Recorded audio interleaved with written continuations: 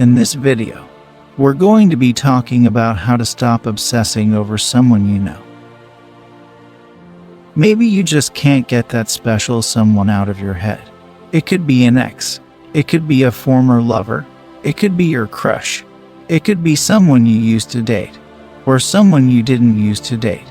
For whatever reason, they are stuck in your head like an annoying song, and it keeps playing the chorus over and over again in your mind repeatedly. You just want to get rid of it. You just want to move on and think about something different.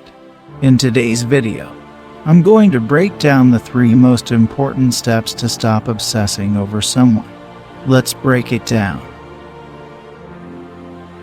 Before we get into those 3 steps, I want to quickly explain how your brain works. In order to have a thought that you habitually think over and over again, there must be at least one stimulus that is triggering that response in you. In other words, there has to be something outside of you that you can see or you can hear that is reinforcing that same habitual thought pattern. And the more that stimulus shows up in your life, the more that thought pattern gets reinforced. And if you're having a stimulus show up over and over and over again, you're going to be obsessing over that thing over and over again. Or in this case, over that person over and over again. So the way we're going to break this process is by affecting your relationship to the stimulus, replacing it with something different, and then conditioning that in, so that your thought patterns shift.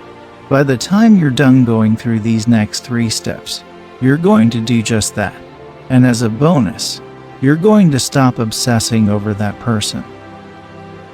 Step 1. Delete access.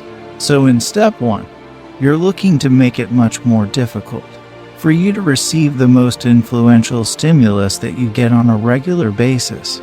In other words, you're making it harder for you to see or to hear this person. And the most powerful place to start is with your social media. Specifically by deleting any social media apps you have on your phone. Facebook, TikTok, Snapchat, LinkedIn, or whatever you have on your phone, you delete it. So why do this? Well, first of all, I'm not suggesting for you to delete your entire presence on social media. That's not at all what I'm saying. I'm not saying to delete your profiles.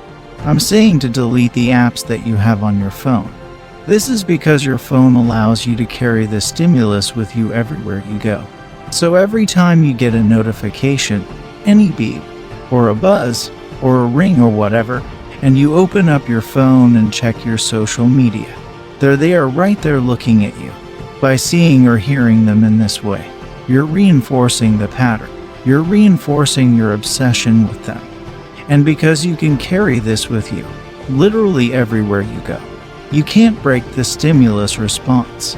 You're trapped in a cycle because every time you check your social media, they might be there. And if they are there, you're just gonna keep obsessing over them. And what's even worse is because most people check their social media at least 17 times a day. This is not good news for you. So by deleting these apps from your phone, you won't be tempted to check your social media while you're out and about with your daily life.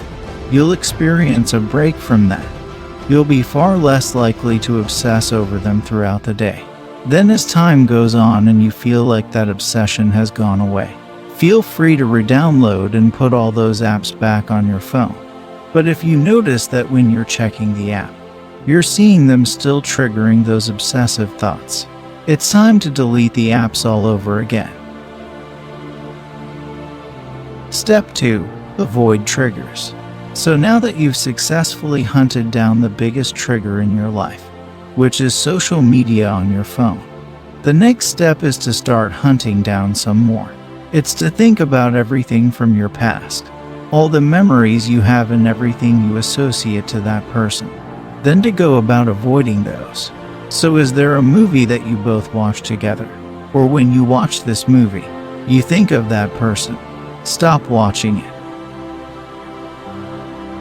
Is there a song when you listen to?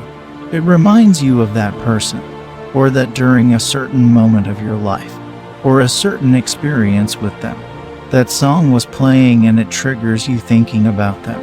Stop listening to it. Change tracks. Hunt down as many triggers as you can and put them all into one list. And then for the next few weeks, do all you can to design your life to avoid them. Now this is just going to be temporary. You're not going to do this for the rest of your life, but do it for at least a few weeks. And the thoughts that you have about this person are going to drop substantially. And then again, just like in step 1, once you are obsessing about them less, or thinking about them a lot less, then gradually reintroduce these things into your life. Step 3. Get connected. After eliminating or avoiding the biggest triggers in our life when we think of this person, we've made a lot of progress, but it's still not enough. The final piece of this comes from replacing those activities, or those experiences that remind us of them, with new things that have nothing to do with this person at all. Because if we skip this step, we're far more likely to backslide and start thinking about them again. So what you want to do here is start by brainstorming a list of activities, hobbies, resources, or people, just new experiences that have nothing to do with this person at all, that are totally different in every way. You have nothing associated to them, literally a blank canvas. The best way to go about doing this is to find a group of people that all do that activity with you. And so now you're spending time with them when you can all do this together. And now you're in a new community. For extra credit, choose activities that hold you accountable for being there.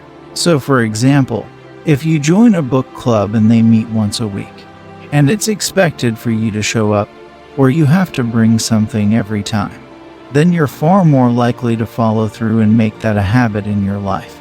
There's some pressure on you to show up and reinforce this new process. If you do that, you're going to be far less likely to think about that other person, and you're going to welcome these new experiences in your life. That'll take up your new time and your new energy, because you'll have nothing left to obsess over that other person. So that's it. 3 steps to stop obsessing over someone you know. Delete access, avoid triggers, and get connected. When you break this pattern of stimulus, thought, and reinforcement, you're gonna stop obsessing over this person. And now you're free to start thinking and focusing on different things. I'll see you next time. God bless you. Amen.